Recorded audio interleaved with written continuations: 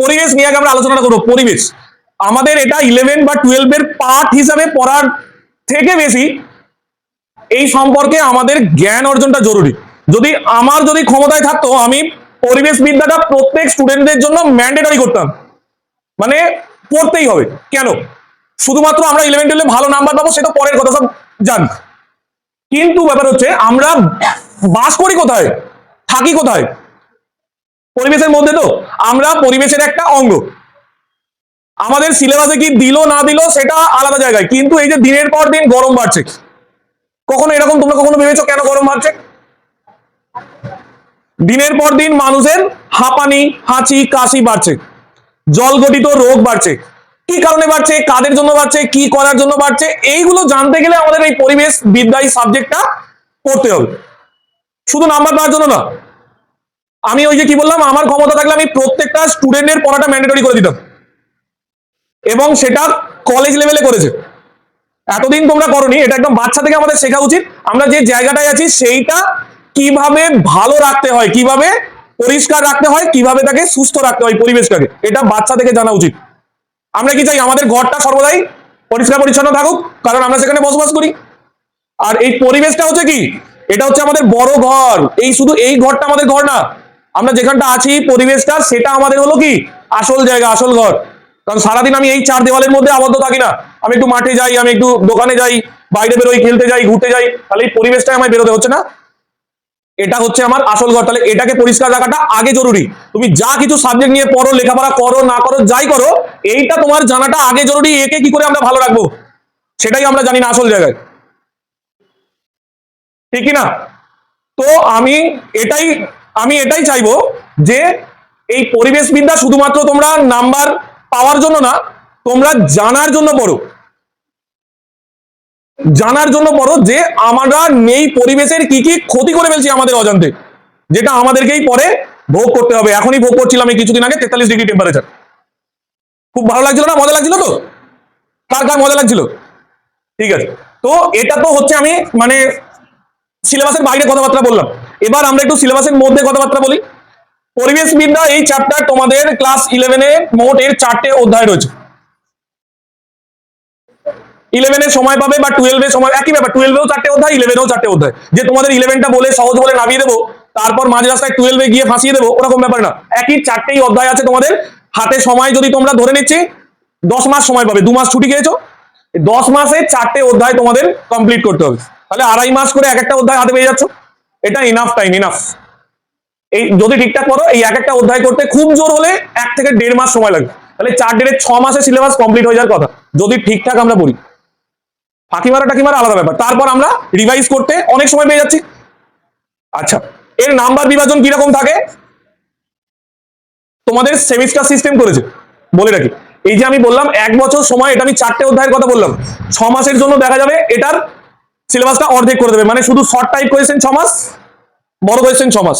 সেটা আমরা পরে আমাদের বোর্ড যখন জানাবে ডিটেলসে আমরা দেখতে পাবো, বইয়ের সামনে লেখা থাকবে। মোটামুটি একটা ধারণা আমরা যেটুকু জানি, এটা থেকে আমাদের এই 4টে অধ্যায়কে নিয়ে আমাদের 2টো সেমিস্টার পড়তে হবে, মানে টোটাল 11টা। প্রথম 6 মাস, দ্বিতীয় 6 মাস। অ্যাকচুয়ালি 6 মাস করে পাবে না, হয়তো 5 মাস 5 মাস বা 4 মাস 6 মাস এরকম তোমরা পাবে, কারণ এই যে 2 মাস তোমরা গ্যাপ দিয়েছো, এটা তোমাদের মেকআপ করতে হবে। 1-1.5 মাস 2 মাস সময় তোমরা হয়তো কম পাবে টোটাল ইয়ার 11। ঠিক আছে? আচ্ছা, এই যে 4টে অধ্যায়, এই 4টে অধ্যায়ের মধ্যে এমন যে জিনিসগুলো রয়েছে, সেই জিনিসগুলো তোমরা চোখে দেখেছো, ইউজ করেছো। জল তোমরা ইউজ করনি, বায়ু ইউজ করনি, মাটি ইউজ করনি, গাছ ইউজ করনি। তাহলে সব আমাদের চেনা জানা ব্যবহার করা জিনিস, এমন নয় কিছু নতুন কিছু ব্যাপার। কোনো অ্যাসিড ট্যাসিড কি জিনিস রে বাবা, মানে কি হয়ে যাবে, তেল লেগে টেগে গেলে কিছু পুড়ে টুড়ে যাবে, এরকম কোনো ভয় পাওয়ার কিছু নেই। সব একদম অতি সাধারণ চোখের সামনে দেখা জিনিস। ভুল হওয়ার সম্ভাবনা এখানে তাহলে কি অনেক কম, ঘাবড়ে যাওয়ার জায়গা অনেক কম, ঠিক কিনা? কি বললাম বুঝতে পারছো?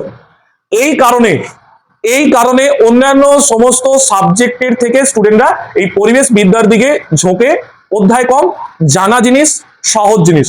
তা বলে এই নয় যে তোমরা বলবে এবার স্যার তাহলে পড়ার দরকার নেই, না, এতটাও সহজ নয়, এতটাও সহজ নয়। এর মধ্যে এমন কিছু জিনিস আছে যেগুলো আমাদের জানা নেই, সেই জিনিসগুলো জানতে হবে।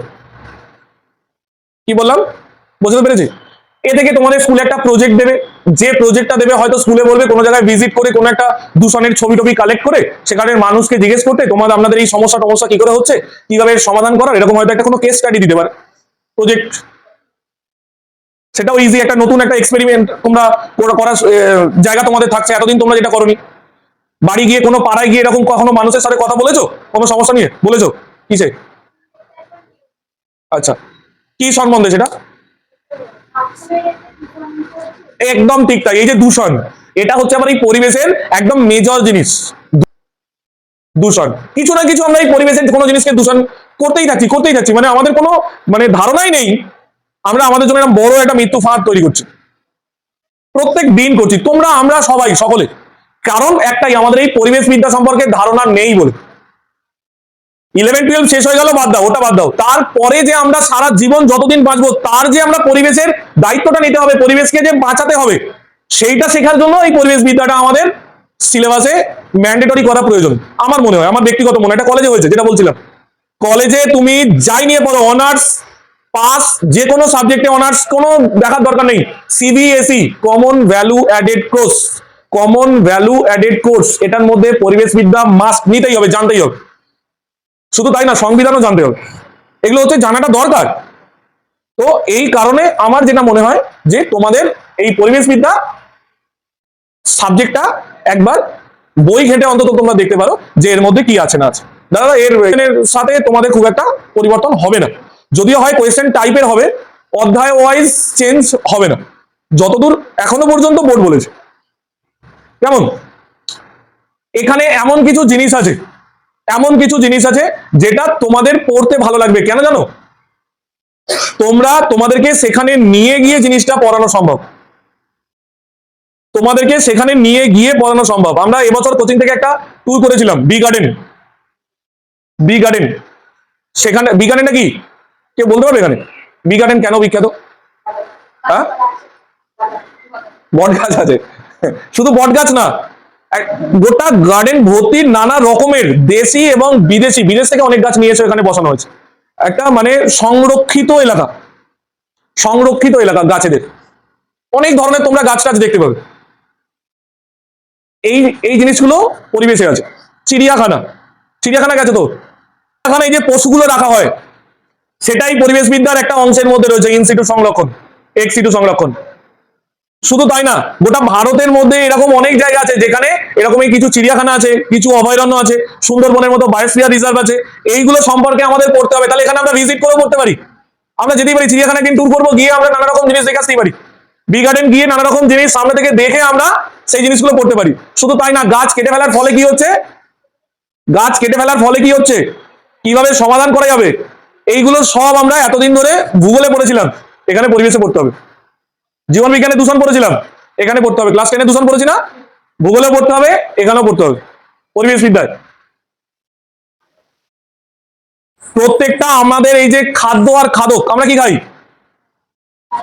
কি খাই, খাবারের মধ্যেই ব্যাপার আছে, খাবারের মধ্যেও ব্যাপার আছে। আমরা সব খাই, সমস্ত পুষ্টি স্তরের জিনিস। শাক খাই তো, শাক গিয়ে কে খায়? ছাগল। মুরগি কে খায়?